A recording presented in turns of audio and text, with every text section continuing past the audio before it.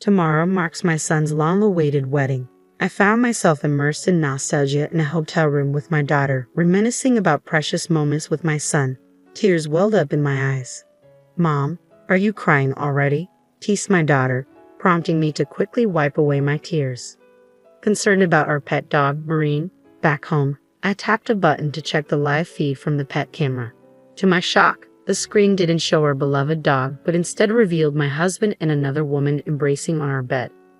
My daughter, curious about my stunned reaction, peered at the smartphone and exclaimed, "This is Isabella." Isabella was none other than my future daughter-in-law. Taking the smartphone from my son's selfie stick, my daughter turned to me with a serious expression. "Let's reveal this tomorrow." I hesitated, not wanting to spoil my son's special day, but a chilling phrase from the smartphone made me accept my daughter's proposal. "I'm going to expose everything to everyone. My name is Olivia. I'm a 51-year-old housewife, living an ordinary life. For the past decade, I've worked part-time as a cashier, earning respect as the longest-serving employee. My husband Jacob recently turned 60 and works in an office. We met at work, where he trained me.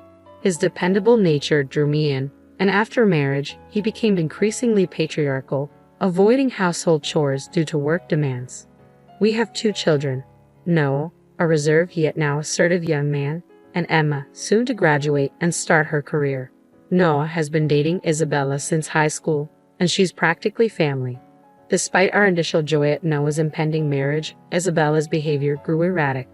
Suspicion gnawed at me, and one afternoon, returning from work, I found Jacob and Isabella oddly together in our living room, her hair still damp. "What's going on? Jacob, why aren't you at work?" I demanded, unsettled by their uneasy silence. "I apologized for intruding while you were out, even using the shower and borrowing some of Noah's clothes. I'm sorry for the inconvenience, especially since Jacob should be at work," Isabella said timidly. "It's all right, Isabella. Don't worry. We're going to be family soon, so there's no need to be so formal," I reassured her. She brightened up immediately and hugged me warmly. Isabella's outgoing nature made physical affection like this quite common, so I accepted it easily. "Isabella is really sweet. I wish she'd hug me too," I thought to myself, prompting her to retort playfully, seeming somewhat pleased by the interaction. Despite any misgivings, I assured myself nothing untoward could happen. Isabella soon left, mentioning she was going home. However, she began visiting our house more frequently when Noah wasn't around. "Hey Jacob, Isabella has been coming over quite often lately, hasn't she?" I asked one evening. "Well, Noah's always working late. She must get lonely. Isn't she adorable, like a real daughter?" Jacob replied casually. "That does make sense when you put it that way. But every time she's here, she ends up sitting next to you, chatting away," I observed, feeling uneasy about their closeness. I wasn't the only one concerned. Emma, our daughter, had also mentioned it several times. "Isabella, aren't you getting a bit too cozy with Dad? Are you trying to steal him away?" Emma teased lightly. "That's not what I mean," Emma protested, her voice rising in frustration. Isabella giggled and clung to Jacob in a playful, childish manner that he indulged. Witnessing this odd scene, Emma and I began to feel increasingly uncomfortable around Isabella. Eventually, when our son Noah finally had a day off, we decided to go wedding dress shopping. I had thought it would just be Noah and me going to choose a wedding dress with Isabella, but she insisted we all come along to help her decide. My husband, delighted by her request, readily agreed. Thus, Jacob and I joined Noah and Isabella on the dress shopping expedition. In the fitting room, Isabella tried on dress after dress, asking for our opinions each time. Emerging from behind the curtain, our future daughter-in-law looked stunning. Her tall, slender frame complemented the dresses perfectly, drawing admiration from all of us, especially Noah, who was completely smitten. He was so overcome with emotion that tears streamed down his face, creating a warm and joyful atmosphere that even the sales associate couldn't help but join in.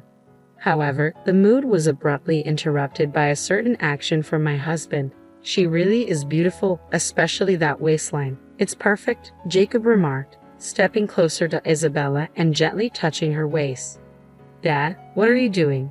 Noah exclaimed, visibly surprised, and I shared his bewilderment. Isabella, though, burst into laughter. "Jacob, you're so naughty," she teased playfully. "Oh, really? My apologies then," Jacob chuckled, seemingly unfazed by the awkwardness he caused. Isabella laughed along with him, but I couldn't shake off my discomfort with her response, nor could Noah, who frowned deeply. When Isabella returned to the fitting room for another dress, and Jacob excused himself to the restroom, Noah took the opportunity to share his concerns with me. "Mom, I've been so busy lately, but Isabella's been hard to reach. We used to text all the time, but now it's like she's avoiding me. I have a bad feeling about this. What do you think?" As I tried to address my son's evident concerns, I replied, "I think it's okay, isn't it? After all, Isabella comes over to our house every day." "Every day?" Noah seemed taken aback. "I didn't realize. She comes for dinner every day and gets along so well with Dad. They even drink together." Realizing the weight of Noah's words, I fell into deep thought. I wanted to discuss his worries further, but Isabella emerged from the fitting room, interrupting our conversation. From then on, she continued to frequent our home, often occupying the spot next to my husband. Initially, she would avoid being around when Noah was present, but recently, she sat close to Jacob regardless of our son's presence. Emma, our daughter, frequently expressed dissatisfaction with this situation. However, every time she voiced her concerns, my husband would become defensive, which only made matters worse. 3 days before the wedding, our son and Isabella surprised us with a hotel stay voucher. The room was located above the banquet hall where the reception would take place, offering us a luxurious stay on the wedding day.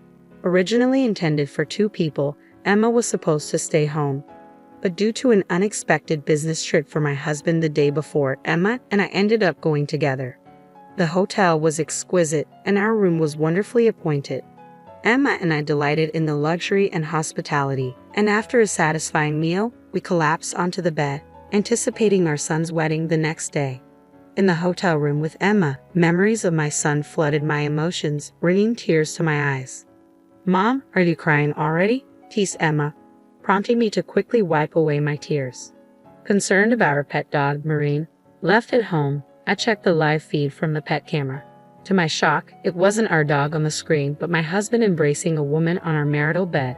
Petrified, I stared at the smartphone, and Emma, intrigued by my reaction, glanced over and exclaimed, "It's Isabella." Emma snapped the smartphone from my hands, her expression serious. "We should show this tomorrow." Though I knew revealing this would mar what should have been a joyful occasion, a certain phrase from the smartphone compelled me to agree with Emma's suggestion. The next morning, the newlyweds visited our room. Our son appeared somewhat tired, likely from working late the previous day, while his wife seemed cheerful. "Oh, my father-in-law isn't here yet? I hope he's not too tired," Isabella remarked casually. Under normal circumstances, it would have been innocuous, but after witnessing yesterday's revelation, the implied meaning made me feel queasy.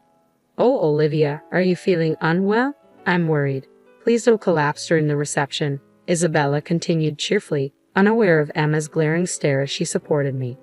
Suppressing my discomfort, I managed a smile. "I'm fine, dear Isabella. Shouldn't you start getting ready soon?" "All right then, I'll go get him ready," Isabella said, pulling our son along as they left.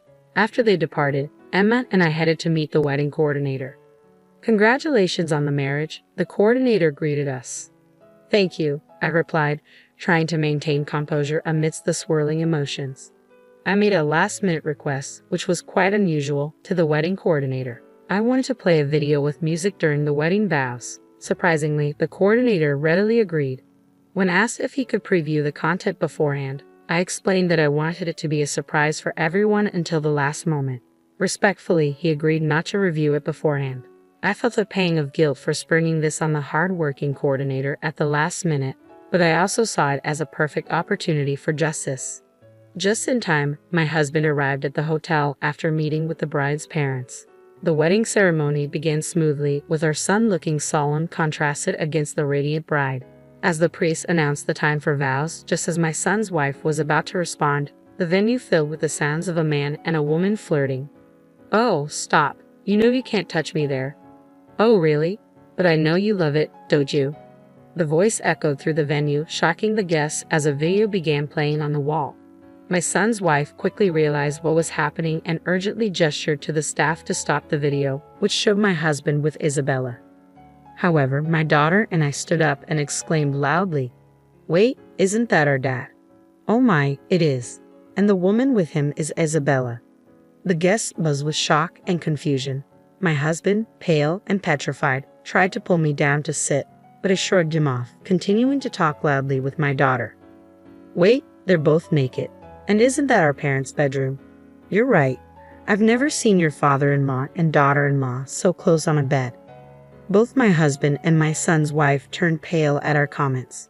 The panicked staff tried to stop the video, but the guests prevented them, and it continued to play loudly without interruption. Then a bombshell dropped in the video. Actually, I'm pregnant. I was planning to announce it at the wedding tomorrow, but I think it might be your child. That's great. It'll be fun if Noah ends up raising my child. And when the child is born, we can have another one. The venue erupted in disbelief and chaos as the guests reacted to the shocking revelations in the video. I felt a throbbing headache building from this surreal drama unfolding around us. The guests were stunned and started whispering amongst themselves. My son's wife attempted to stop the audio herself, but her elaborate dress hindered her efforts, causing her frustration to grow as the video continued to play. Stop it, Jacob, she exclaimed in vain. Aha, maybe I should suggest we all live together and leave all the housework to the old hag. My husband's voice echoed through the venue. That old hag he's referring to is me. How rude, I commented to my daughter, who sympathized before adding, Yeah, Mom, I feel sorry for you, but wow, those two are really going at it, aren't they? The guests chuckled at my daughter's blunt observation, while both my husband and my son's wife blushed deeply. As the video finally ended, a heavy silence fell over the room. The first to break it was my son's wife, her typically beautiful face contorted in anger, breathing heavily. My husband stood up defensively, trying to explain, It's not what it seems. You're misunderstanding. Ignoring his excuses, I turned to my daughter and remarked, That old hag he mentioned. That's me, can you believe it? Before I could contain my amusement, loud laughter erupted from the front of the room. It was my son. All eyes turned to him as he laughed uncontrollably, seemingly losing his composure. After a hearty laugh, his expression suddenly turned serious. I knew about Dad's affair with Isabella. I was genuinely surprised by this surprise from you, Mom, and everyone else, he admitted. But Dad's excuse, he continued, barely able to contain his laughter. I can't help but laugh at it. Wait, what do you mean you knew? His wife exclaimed, clutching onto him in disbelief. Brushing her aside, my son retrieved an envelope from his pocket and tossed its contents towards the guests. What? What is this? I asked aloud, looking at the papers that my husband's wars revealed, images of him and my son's wife entering a hotel and in our bedroom. My son then turned towards the priest and addressed the guests, his voice now serious and composed. Thank you all for attending our divorce ceremony today, he announced calmly. The reception following this will be a dining event. Please enjoy your meal. Wait, Noah, what do you mean by divorce ceremony?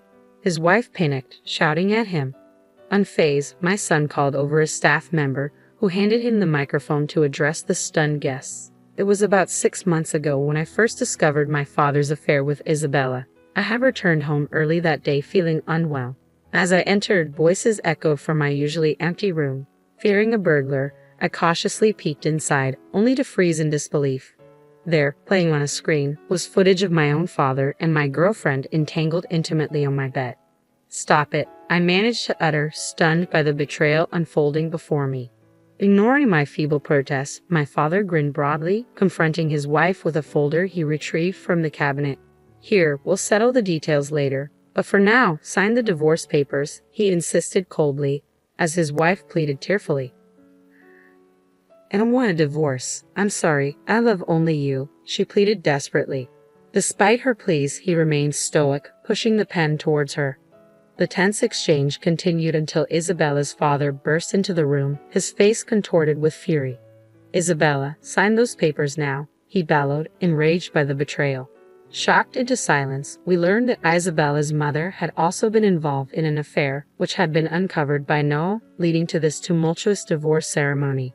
Amidst the chaos, Isabella and her mother were disowned, with claims for alimony swiftly initiated. After the legalities were addressed, my father, crestfallen, faced the final blow from our daughter. Dad, you're despicable. I can't believe you had an affair with my brother's wife. Don't ever show your face to us again. My husband, crushed by our daughter's rejection, looked up at us dazedly before we left the venue.